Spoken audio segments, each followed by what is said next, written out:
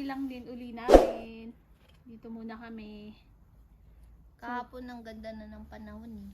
Mahangin. Parang magsisimula na yung yung autumn. Pero iba yung summer ngayon. Parang mas mahaba yung summer ngayon. Kasi dapat mga August, medyo na yan. Lamig-lamig. Malamig-lamig na. Pero ngayon talaga, grabe pa yung init. Last week, umabot ng 37 degree yung sobrang Tapos init. yung mga puno, parang napipilitan na siyang mag-dry. Oo, kasi sa sobrang init siguro. So, nandito tayo. Pag-usapan naman natin yung marami kasi nagtatanong kung bakit ako nakakapag-drive dito sa Czech. So, nag-aral po ako dito sa Czech ng driving. Hindi po ako marunong mag-drive. Kahit sa Pinas, di pa ako nakakapag-drive. Kahit nga motor or bike nga, hindi ako marunong. Dito lang ako natuto. Nag-enroll po ako sa isang driving school sa Prague. Sa Prague po ako nag-aral.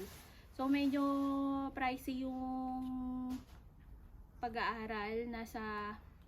Yung sa'yo. Yung sa akin yung school ko, kasi depende yan sa school. Meron naman pong school na medyo mas mura. So, ang naging ang naging tuition ko parang umabot ng 30 plus. Sa Crown 30,000 plus sa Crown.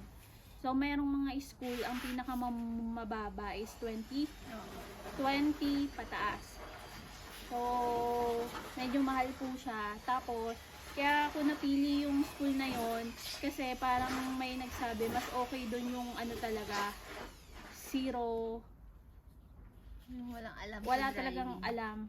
Kaya, pinili ko na lang doon sa school na yon kahit medyo mahal. A few moments later. Yung pag-aaral ko is may dahilan po yun bakit ako nag-aaral. Hindi dahil gusto ko lang, kasi syempre mahal din po yung pag-aaral. Tapos po, yung pagkatapos mo makapasa sa driving school, mag-a-apply na ho kayo na dun sa parang LTO Lisensya. ng lisensya. Yung card. Yung card. So walang bayad po, may bayad po yon, mga 200. Bali yung card na lang yung babayaran mo.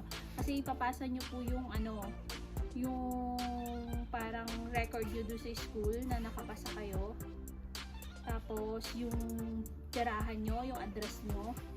Guys, at least na tumira kayo dito ng 1 year bago kayo mag-aral. Kasi pagka nag-apply kayo, hahanapan kayo nung sa bahay na at least naka 1 year kayo dun sa bahay o tinutuluyan nyo.